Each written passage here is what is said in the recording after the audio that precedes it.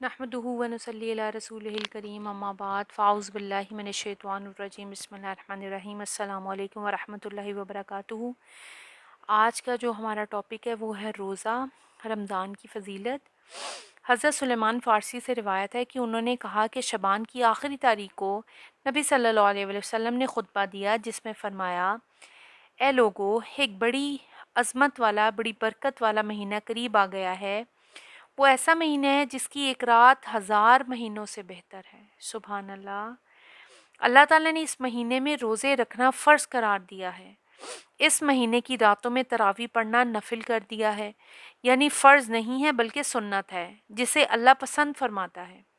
जो शख्स इस महीने में कोई एक नेक काम अपने दिल की खुशी से बतौर खुद करेगा तो वो इस तरह है कि रमज़ान के सिवा दीगर महीनों में फ़र्ज़ अदा किया है, और इस महीने में फ़र्ज़ अदा करेगा तो वो ऐसा है जैसे कि रमज़ान के सिवा किसी दूसरे महीने में किसी ने 70 फ़र्ज़ अदा किए हों। सुभान अल्लाह। 70 गुना ही बाद हमारी जो है वो उसका सवाब बढ़ा दिया जाता है।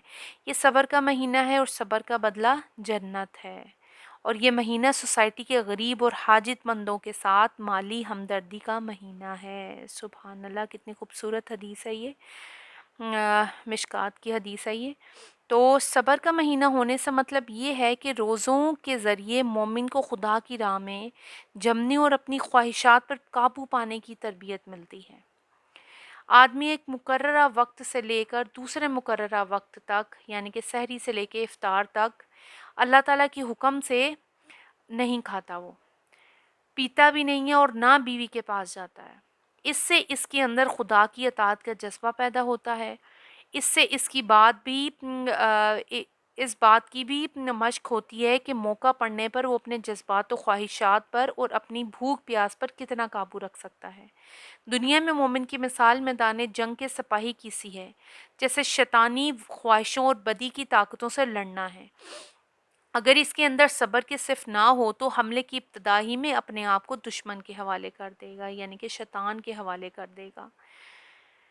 हमदर्दी का महीना होने का मतलब ये है कि रोज़ेदार जिनको अल्लाह ताला ने खाता पीता बनाया है, इन्हें चाहिए कि बस्ती के हाजतमंदों को खुदा के दिए हुए इनाम में शरीक करें और इनकी सहरी और इफ्तारी का इंतज़ाम करें। असल हदीस में मुआसता का लफ्ज़ आया है जिसके मायनी है माली हमदर्दी करना, जिसमें ज़ुबानी हमदर्दी भी शामिल है, यानी कि ज़ुबान से भी हमदर्दी करें और स्पेशली माली हमदर्दी करें। प्रैक्टिकली करके दिखाएं कि रमज़ान में हम अपने साथ साथ दूसरों का भी ख्याल रखें। अगर अपने लिए कुछ बना रहे हैं तो जो हमारे कोई गुरबा हैं, कोई हमारे रिश्तेदार हैं, बहन भाई हैं, उनका भी ख्याल करें। कोई एक दो जोड़े उनके लिए भी बना दें, उनके बच्चों के लिए कुछ गिफ्ट्स ले लें। और जो लोग सहरी इफ्तारी का एहतमाम नहीं कर सकते तो कोशिश करें कि उनके घरों में राशन डलवा दें या सहरी इफ्तारी भिजवा दिया करें। या स्पेशली हमारे घर पर जो है वो अक्सर रमज़ान में जो है वो मांगने के लिए लोग आते हैं, तो कोशिश करें छोटा छोटे से शॉपर बना लें। किसी में थोड़ी सी पत्ती डाल दें, किसी में थोड़ी सी चीनी डाल दें, किसी में थोड़ी सी दाल डाल दें, और किसी में किसी शॉपर में थोड़े से फ्रूट्स डाल दें, ताकि जो कोई भी आए तो वो खाली हाथ ना जाए। अल्लाह ताला ही भेज रहे होते हैं ना उन लोगों को हमारे पास, कि लोगों को हमसे उम्मीदें होती हैं। वो बेचारे गरीब गुरबा, हमारी भी बैक साइड पे यहाँ पर एक छोटा सा गांव है, और वो बेचारे बच्चे आते हैं और ख़वातीन आती हैं, तो उनको पता है कि चलें यहाँ पर आके कुछ ना कहीं से कुछ हासिल हो जाएगा, तो हम क्यों उनकी उम्मीदों पे पूरा ना उतरें। और हम कौन सा अपने पास से दे रहे हैं, हम तो अल्लाह के दिए में से दे रहे हैं ना। हम कौन सा को किसी पे एहसान कर रहे हैं, ये तो अल्लाह ने हमें हम भी उन लोगों में से हो सकते थे। अल्लाह ना करे हमारे बच्चे भी ऐसे हो सकते थे जो बेचारे लोगों के घरों में मांगते, हम लोगों के घरों में जाके काम करते। अब अल्लाह ने हम पे अपना इतना ख़ास करम किया, इतना फ़ज़ल किया है, तो हम क्यों ना सोचें उन लोगों के बारे में।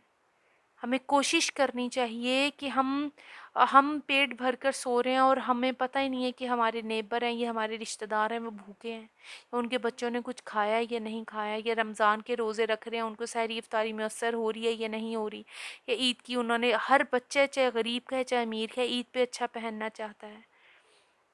اس کی خواہشات ہوتی ہیں کہ ہم کچھ نہ کچھ اچھا خریدیں اور عید منائیں، ان کا بھی حق بنتا ہے۔ تو کیوں نہ ہم جب اپنے بچوں کے لیے کچھ لے رہے ہیں تو ان کے لیے کچھ لے لیں، اپنے لیے کچھ بنا رہے ہیں تو ان کے لیے بھی لے لیں، اور افطاری بنا رہے ہیں تھوڑی سی زیادہ بنا لیں اور دے دیں ان لوگوں کو۔